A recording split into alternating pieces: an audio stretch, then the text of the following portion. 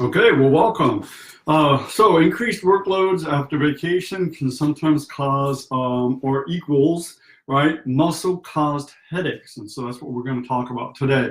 There always seems to be a lot more work, after following a vacation. It certainly was the same for us.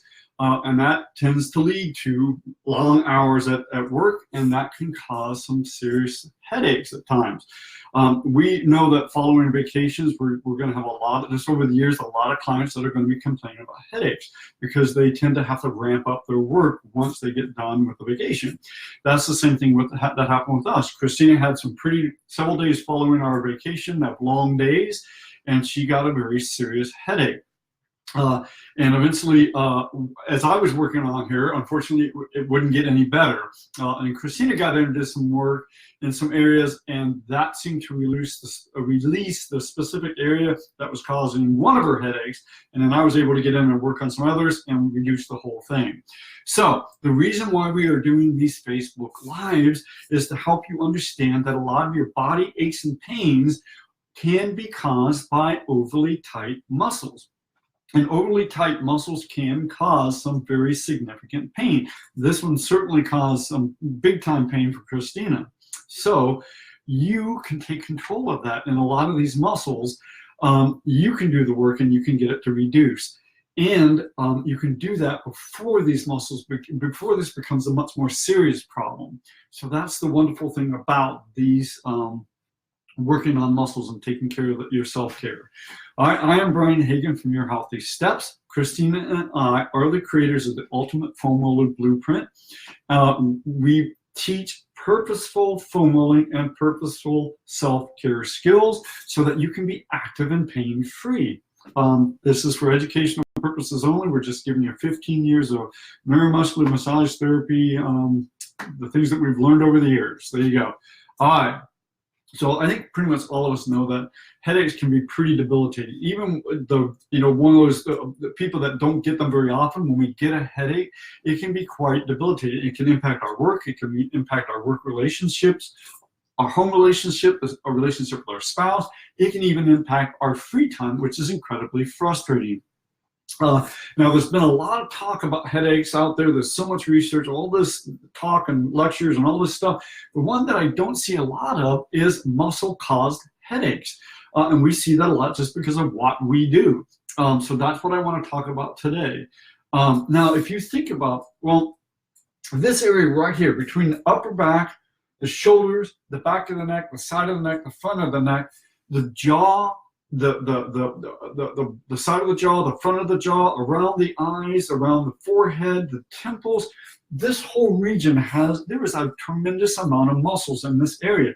And a lot of those muscles from this area up can cause significant headaches. Now, many of these muscles in this area, you can do the work on yourself. Now, there are going to be some muscles in here that you're going to have to find somebody, a massage therapist, that's either a medical massage therapist, a neuromuscular massage therapist, a rehabilitative massage therapist, who can get in here, who has the training to get in here and work the muscles that, like this one, it needs to have a good knowledge of anatomy before you go around poking around in there. So we're going to talk about this muscle here in just a minute. But there's a wide range of muscles here that you can take care of yourself, and that's the wonderful thing about it. So this particular muscle that Christina was dealing with is called a stylohyoid muscle. And where is this muscle at? Well, it's right along this area right here in the blue. So there's a bone right up in here called the styloid process. Sticks out just like about this. Mr. Mandy's head's not quite in the right place there, but sticks out just about like that. And then this muscle runs off that bone, drops down here to roughly about, I'd say, an inch or so down below the chin, deep into the neck, where there's a bone called the hyoid bone. And there's some other ligaments and muscles that attach on that bone, but this is one of them that attaches there. So how do we find this muscle in ourselves? Well, we really can't touch this muscle or palpate this muscle, but we can find the general location, but you want to be gentle. So you're going to take your fingers, you're going to reach up here, and you're going to just touch behind your ear, on the bottom portion below your ear here, and then run the fingers down just a little bit between the jawbone, where Mr. Manny is here, and the back of the neck. There's a little groove here, and that's roughly where this muscle is running. If you keep your fingers here, just take your tongue and move it around in your mouth, and if you just feel very, very, very lightly, it's very, very subtle, you'll feel a tiny bit of movement in there. And that's that muscle and a couple other muscles that are moving. But again, you can just feel it if you really pay attention. And then if you run your fingers down just a little bit further, roughly about in here, this is the rough location of where this muscle attaches into that hyoid bone. It's a little bone that sits in our neck. So, and again, you want to be gentle when you're reaching around here. You're not pushing and shoving and trying to get deep in there. That's not a good idea. Okay, so do not do that. Why did this muscle get tight? Why does this muscle get tight, and why did it get tight on Christina? Well, there are a lot of reasons why this muscle can be tight. It can be how you hold your head, the posture of your head, the posture of your upper body. If you're leaning like this a lot, this thing can get tight on here. If you have structural alignment issues with the neck, or how the head is sitting on the skeletal part of the neck, that can be a problem. Stress, clenching of the jaws. So there's a wide range of things that can cause this muscle to be tight. For Christina, it was postural. And because she was tight. So when she went into the long day, already tight from vacation, like most of us are, and as the day progressed, this area got tight. She got a little bit laxed in her posture. Her head was a bit more forward, and then this thing, because her other muscles had gotten tighter and tighter, this thing fired off, and it really created some big time pain for her. So not only did she have pain, which Christina's pain for this muscle was right in here. So there's no, I haven't been able to really find and locate the trigger points of this muscle, but for Christina, her pain was right here, just above and back behind the ear is where she felt the pain. Unfortunately, she had pain in the front of her head and I think a bit on the top of her head. So she had pain going in quite several different locations, but this particular muscle was causing that pain. So again, I was working on stuff and it was getting better in certain areas, but this would not go away until she got in here and worked on it. So again, this is a muscle that needs a good deal of anatomy, understanding of anatomy to get in here and work on it. I highly recommend that this is a muscle for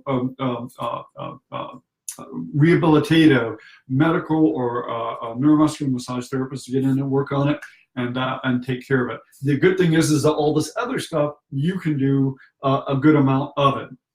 I also recommend if you do go in and see a massage therapist to do this type of work, just tell them where you're having the pain and then let them work everything from the shoulders up, front of the neck, side of the neck, back of the neck, face, temples. I mean, I would just have them work all of that.